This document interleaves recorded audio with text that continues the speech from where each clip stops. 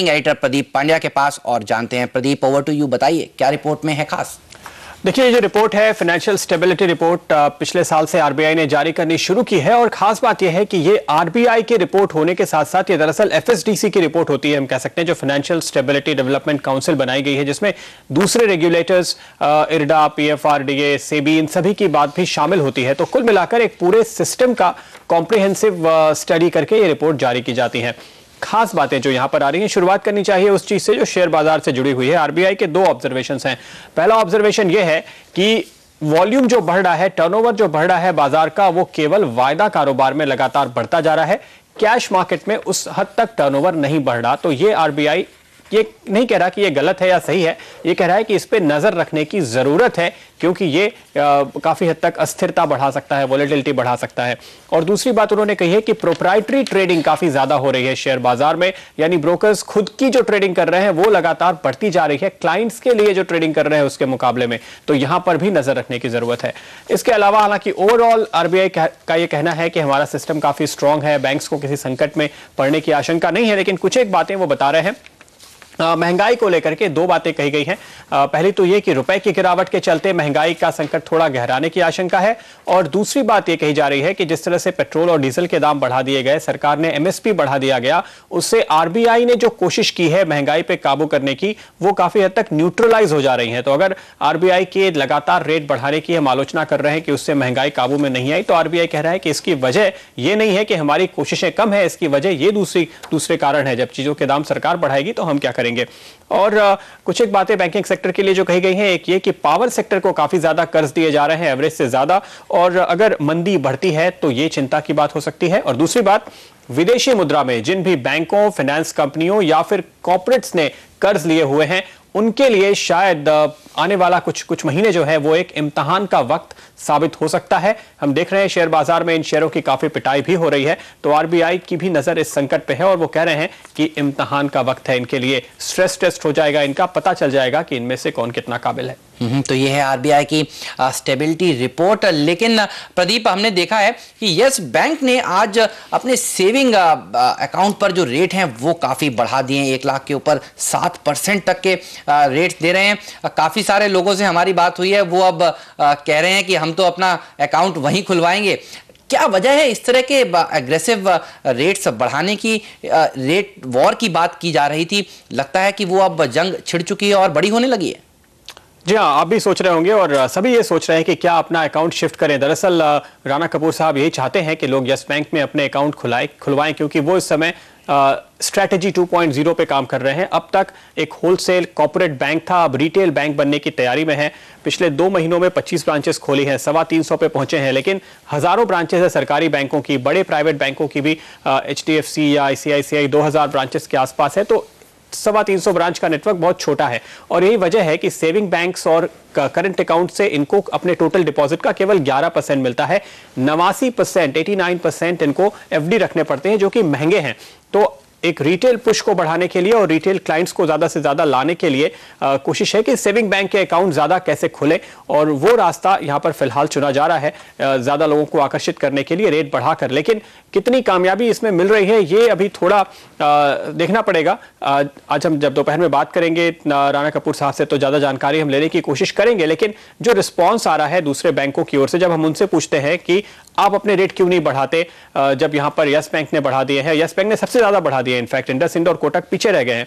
तो दूसरे सरकारी बैंकों या बड़े प्राइवेट बैंकों का यह कहना है कि हम एफडी में, शॉर्ट टर्म एफडी में आपको काफी अच्छा रिटर्न दे रहे हैं।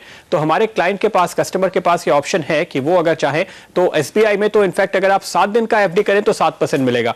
तो आपका कैश लिक्विड का लिक्विड ही रहेगा, 7 दिन के लिए ही केवल वो ब्लॉक हो रहा है, और आप चाहे तो कभी भी तोड़ भी सकते हैं। उस लिहाज से अगर आप देखें तो HDFC में भी और ICICI बैंक में भी आपको 30 या 60 दिन के एफडी में 6% के आसपास के रिटर्न, 6.5-7% तक के रिटर्न मिल जा रहे हैं। तो ये बड़े बैंक अभी रिस्पॉन्ड नहीं कर रहे, लेकिन हाँ, अपने कस्टमर को वो टूट के ना जाएं, यस बैंक में या इंडसइंड में या कोटक में ना जाएं, उसके लिए उन्होंने शॉर्ट टर्म एफडी पे अच्छे रेट देने शुरू कर दिए हैं।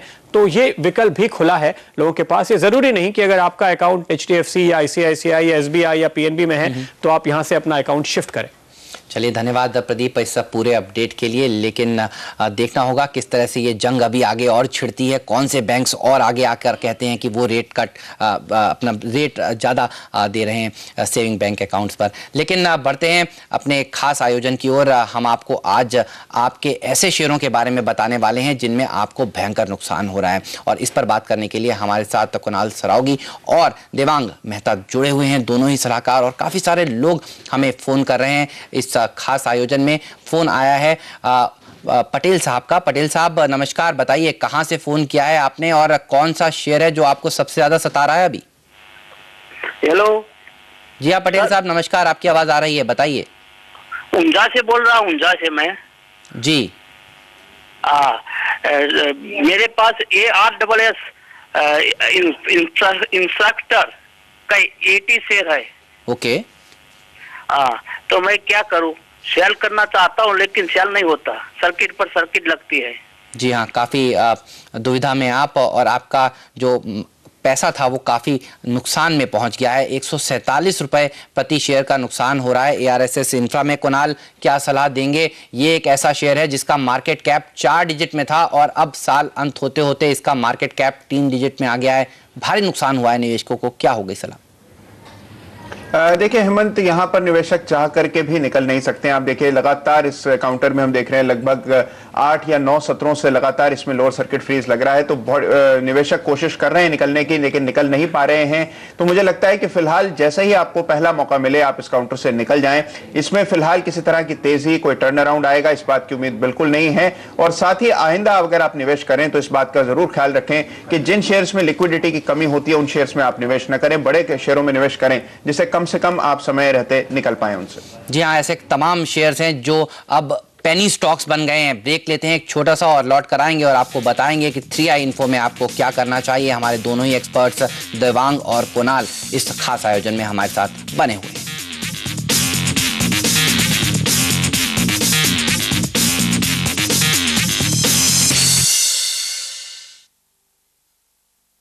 Recession is a state of mind.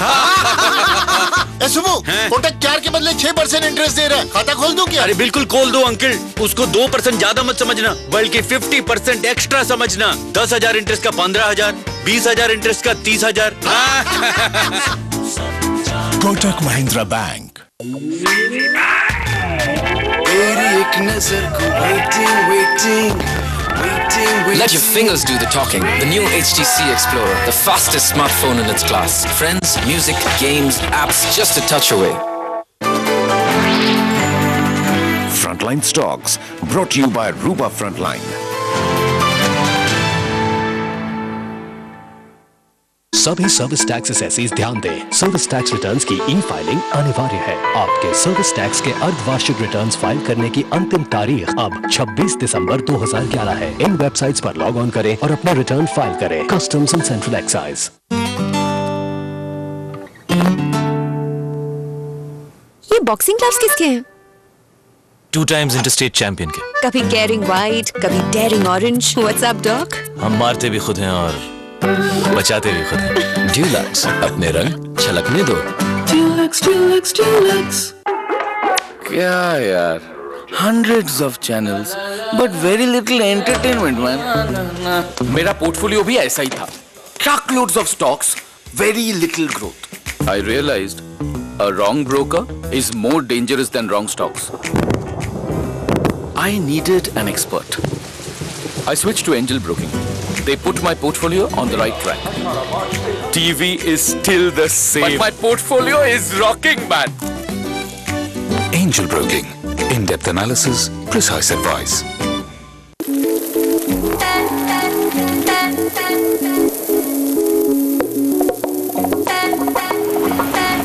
India की number 1 photography magazine, better photography, अब हिंदी में भी। HSL इंडिया का डाइजेस्टो दिलाई गैस, एसिडिटी और जलन से तुरंत आराम। हस्लैप डाइजेस्टो, अ होम्योपैथिक मेडिसिन, जाना माना नाम, लंबा आराम। भारत किसानों का देश है, किसानों से ही है देश की तरक्की।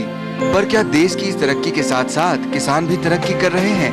23 दिसंबर किसान दिवस के मौके पर CNBC आवाज की खास पेशकश, जहां पूरे दिन भर हम करेंगे एग्रीकल्चर और किसानों से जुड़े अलग अलग पहलुओं पर बात। State bank of India presents CNBC आवाज किसान दिवस इंडिया एग्रीकल्चर डे, को प्रेजेंटेड बाय महिंद्रा ट्रैक्टर्स, सिर्फ CNBC आवाज पर।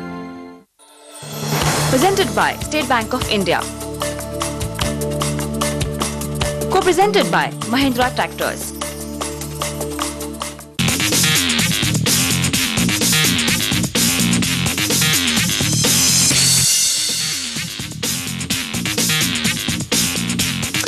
स्वागत है आपका। साल अंत होने वाला है और हम ऐसे शेयरों की आज चर्चा कर रहे हैं जिन शेयरों का मार्केट कैपिटलाइजेशन 4 डिजिट में था साल के शुरुआत में और अब वो घटकर 3 डिजिट में पहुंच गया है। जी हाँ, ये ऐसे शेयर हैं जहां निवेशकों को भारी नुकसान हुआ है और काफी सारे दर्शक परेशान हैं कि अब इन शेयरों में उनको क्या करना चाहिए, एवरेज करना चाहिए, अगला साल वापस से ये हीरो बनेंगे या फिर जीरो ही रह जाएंगे। हीरो बने जीरो आप देख रहे हैं और समीर गुप्ता जी ने हमें फोन किया है। गुप्ता साहब नमस्कार, बताइए कहां से फोन कर रहे हैं और कौन सा शेयर है जो आपको परेशान कर रहा है? सर मैं अंबाला से बोल रहा हूँ। जी सर मैंने 3 इन्फोटेक ले रखा है 18 रुपए में। ओके, तो सर इसका क्या फीचर है? 18 रुपए पर देवांग इन्होंने लिया था और वहां से भी नीचे आ गया है। अगर साल की शुरुआत करें तो 1150 करोड़ रुपए का इसका मार्केट कैप था और अब 250 करोड़ रुपए पहुंच गया है। क्या सलाह होगी? जी हाँ, कंपनी ने एक बहुत ही ह्यूज राउंड ऑफ करेक्शन देखा है और हाँ ये जायज़ भी है क्योंकि अगर हम बात करें कंपनी पे डेट की तो 2300 करोड़ रुपए की इस कंपनी पे डेट है और ऑलरेडी अभी कुछ दिन पहले क्राइसिल ने इसको डाउनग्रेड किया है, इसके डेट स्टेटस को, और इसको डिफॉल्ट स्टेटस दिया है। तो मार्केट में ये सब कंसर्न्स बहुत ज़्यादा है। ये 3i इन्फोटेक एक टाइम पर बताया जाता था कि बहुत ही बढ़िया कंपनी बन सकती है, ICICI को इसमें से एग्जिट करना है। तो ये सब मार्केट पे ये स्टॉक पे वे कर रहा है इस समय पे। बट मेरा ख्याल है कि उन्होंने जो प्राइस पे लिया है वो बहुत ज्यादा प्राइस नहीं है। लोगों ने 50-60 रुपए पे भी ये स्टॉक को लिया हुआ है, लेकिन सही समय पे इसको अगर एग्जिट कर लिया, अगर यहाँ पे कोई भी एक बाउंस बैक आता है तो मेरी सलाह होगी कि इसमें से एग्जिट कर ले, क्योंकि इसमें फंडामेंटल अगर आप ढूंढने जाएंगे तो अभी दूर दूर तक कुछ फंडामेंटल्स नहीं मिल रहे। तो इसमें से निकल के may be stock in IT mid cap IT Hexaware, जो कंटिन्यूअसली आपको हर क्वार्टर में बहुत अच्छे नतीजे दे रहा है और बिजनेस आउटलुक भी काफी रोबस्ट है, ऐसे स्टॉक में आ जाएंगे तो बेटर रहेगा। तो गुप्ता जी, यहां से उछाल में निकलकर हेक्सावेयर में आप इसमें अगर निवेश करेंगे, अपना पैसा डालेंगे तो अच्छा रिटर्न आपको कमाने को मिल सकता है अगले साल। राजेश जी ने हमें फोन किया है गुड़गांव से। राजेश जी नमस्कार, बताइए आपके पास कौन सा शेयर है और क्या आपका सवाल है? सर नमस्कार, राजेश आर्य बोल रहा हूँ गुड़गांव से। सर मेरे पास 500 KS ऑयल्स हैं 30 रुपए के रेट पे। ओके, तो क्या इसमें एवरेज करूँ? होल्ड तो मैं 4-5 साल तक कर सकता हूँ, कोई दिक्कत नहीं है मुझे। चलिए पहले यही समझते हैं कि आपको होल्ड करना चाहिए 4-5 साल तक और एवरेज भी इस समय करना चाहिए या नहीं। कुणाल, KS ऑयल ये एक ऐसा स्टॉक है जो साल के शुरुआत में 2000 करोड़ रुपए का मार्केट कैप हुआ करता था और आज इसका मार्केट कैप घटकर मात्र 250-300 करोड़ रुपए रह गया है। क्या सलाह होगी निवेशकों को आपकी? देखिए हेमंत, बहुत मुश्किल है यहाँ पर जिस तरह से सलाह देना। आप देखिए जिस तरह की गिरावट हमने इस काउंटर में देखी है, ये काउंटर आप देखिए 75 रुपए से लगभग अब मात्र 6 रुपए रह गया है। अब जरूर लगता यह है कि अब इन स्तरों से इसमें और कुछ खोने के लिए शायद नहीं बचा है और यही सोच करके निवेशक अभी भी इसमें निवेशित हैं, एवरेज भी करना चाहते हैं। लेकिन मेरी हिदायत ये रहेगी बिल्कुल एवरेज न करें। इस काउंटर में गिरावट और यहाँ पर जारी रह सकती है। हो सकता है काउंटर 4 रुपए 4.5 रुपए तक नीचे आए और यह भी संभव है कि बहुत लंबे समय तक इस काउंटर में आपको कोई उछाल न दिखे। तो यहां पर एक लंबा इंतजार होगा और उसके बाद भी कोई बहुत बड़ा रिटर्न आएगा इसकी उम्मीद नहीं है। मेरी राय में यदि यहां पर कोई पुलबैक मिलता है, कोई टेक्निकल पुलबैक आपको एक्सपायरी के करीब मिलता है, आप उसका इस्तेमाल करें और किसी अन्य शेयर में स्विच करें, बेहतर रहेगा आपके लिए। कुणाल, कौन सा वो शेयर होगा जिसमें आप इस समय निवेश करने की सलाह दे रहे हैं? देखिए अगर KS ऑयल में आपको भारी नुकसान हुआ है तो मेरी राय में आप चाहें तो चीनी के किसी शेयर में आप निवेश करें। मिसाल के तौर पर रेणुका शुगर एक अच्छा विकल्प हो सकता है जिसमें भी हमने बड़ी गिरावट देखी है, लेकिन क्योंकि वो